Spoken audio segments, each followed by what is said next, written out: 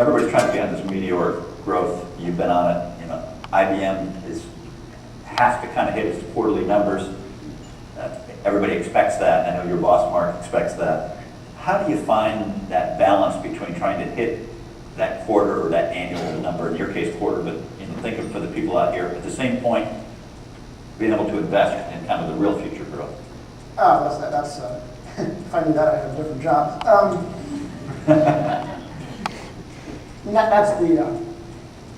That is the balance. I mean, so you look at, somewhat related to your previous question, and building off that, from my perspective, general managers do, the two most important things they do are people they hire, and the second is how you allocate resources, whether it be people, cost, or expense.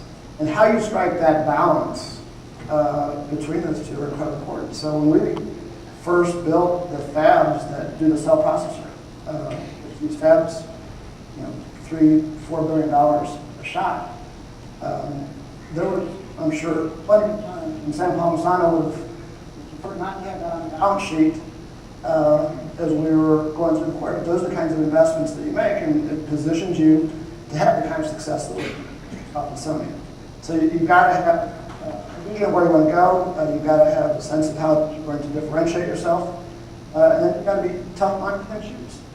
So part of this is being disciplined about choosing, and that's hard because choosing by definition means in our industry it's $1 trillion industry. Stuff that you're not going to do, and you got to stay clear that this is how we see our business model evolving. And Jim, at Salesforce, you guys made the choice. You didn't have to be a public company. I mean, people like Google waited a long time. Some people wait forever. There's some great private companies. Talk a little bit about kind of life and that transition from private to public, and there's all these folks in the room that would love to someday be successful enough, big enough, a brand name enough to be a public company. Talk a little bit about that. Well, first of all, I was at IBM for 94 quarters. I think that's 23 times 4? Anyway, that's 112 dog years. 92.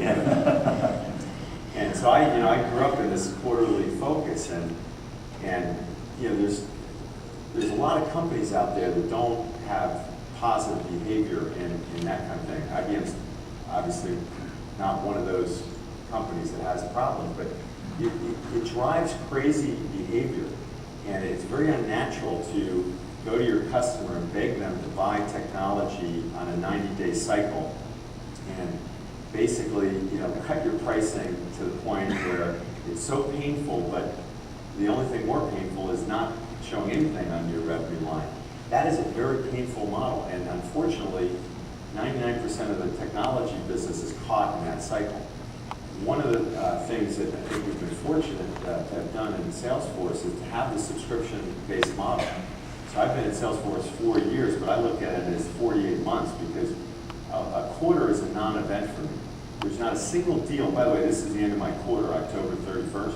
There's not a single deal, not one, that will make or break my quarter, because my quarter, we take our revenue ratably over the length of the contract. So if it's a 36-month contract, guess what? Every month, so all those deals I sold 3 years ago, the revenue's clicking, and my CFO takes off the last couple of days of the quarter. He doesn't care. He doesn't call me, no questions. That's a different kind of behavior. And it also changes your relationship with your customer, where I've had customers think that they're going to game me. They'll call me up and say, Jim, look, I really want to go with you guys, but S&P's coming in with a better deal. But I know it's the end of your quarter. I'll try to help you if you can give me another 15-20%. And I'll say, look, first of all, you have a great deal on the table. And by the way, this takes a little bit of guts because I really do want to sign the deal. But I said, look, we gave you a great deal, and this is not a deal that's going to impact my quarter because that's the way our business works. So don't think that that's the leverage. I'm more concerned about you as a customer and being successful. So don't do any unnatural acts for me. I'd rather have you do this next month or the month after. And he says, what the hell is it? It's like reverse psychology.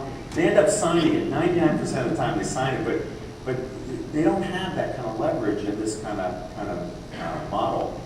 And I think one of the things that we benefited from, frankly, was going public right in the middle of the Sarbanes-Oxley, compliance fiasco. And we were the poster children for the SEC. There was not a single mention of, I could go out anywhere to a public forum. Every word that I would say, and more importantly my boss, Marc Lautenbach, was tracked not only by the SEC, but by our competitors and fed to the SEC. Everything Marc ever said was tape recorded. There were people with recorders that tried to trap him saying things. This is the world we live in now. It's a crazy world. So there was only one incident where Marc, because he's so excited about this model, he invited a New York Times reporter on a call with him. The problem was the call happened to be after we filed the S1, so it was within 90 days of us going public. So the SEC penalized us by pushing us off 3 months, and instead of going public in April, well actually it would have been March, April of 2002, we went public June 23rd. Ironically, the market actually picked up dramatically in those 3 months. Nothing to do with us, but we actually, inadvertently caught a much more positive wave. But, you just have to really be squeaky clean, number one. That's the most important thing, to run your business like everybody can see it. Because if you're not transparent with your investors and your customers and your partners, and they find out about something that you've done, it's all over.